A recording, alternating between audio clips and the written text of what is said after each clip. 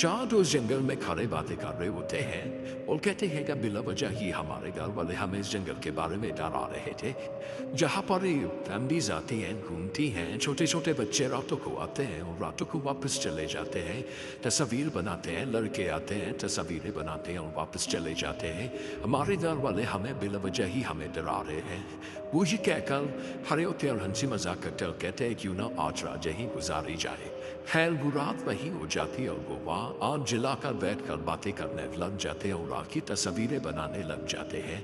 तो अचानक वहाँ पर एक पूरा शख्स आता है और उनको कहता है कि बेटा आप लोग यहाँ से चले जाओ, ये जगह आप लोगों के लिए ठीक नहीं है।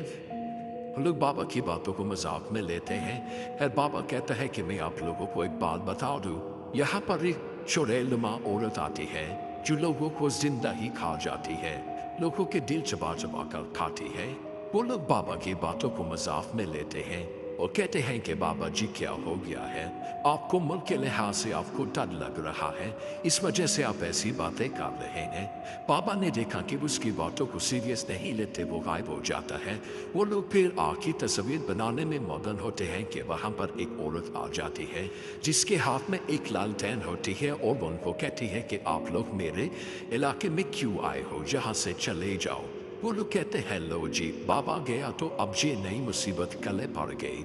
उसको कहते हैं कि जाओ अपना काम करो, हम जहाँ घूमने आए हैं। ये कहना था कि उस औरत का जो रूप होता है वो बिल्कुल एक चुड़ैलनुमा औरत में तब्दील हो जाता है। वो ये देखकर वो बदहवास हो जाते हैं और वहाँ से बाग में लग जाते हैं।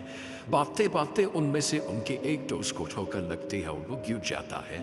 तो वो औरत उठाकर उसको दिल जिंदा ही उसका दिल चबाकर खाने लग जाती है।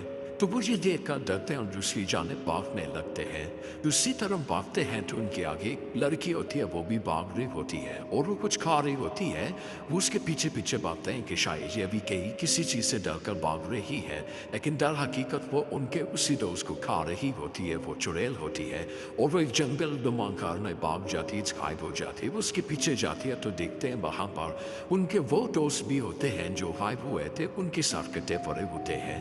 मुझे देखकर बहुत ज़्यादा डर जाते हैं। तो वो कहते हैं कि ये तो बला का घर है, ये खूनी वादी है। जैसे ही वो भागने के लिए मुड़ते हैं तो वो औरत डेविल में तब्दील हो जाती है और कहती है कि तुम लोग मेरी तरतीब में फंस गए हो, अब मैं तुम लोगों को नहीं छोड़ूंगी। वो सबको एक एक करके सबको मार देती है। किसी का दिल खाती है तो किसी का खून पीती है और किसी की आंखें खाती है। हटा के वो हाल किसी को खा जाती है और सिर्फ सन उनके छोड़ देती है। वहाँ पर जहाँ पर वो औरत रहती है वहाँ पर सिर्फ सारे इंसानों के भरे हुए हैं और वो सबका खून पीती है। तो प्यारे दोस्तों ये एक चोलिस्तान की कहानी है और ये कहानी झूठी नहीं, ये सच्ची है।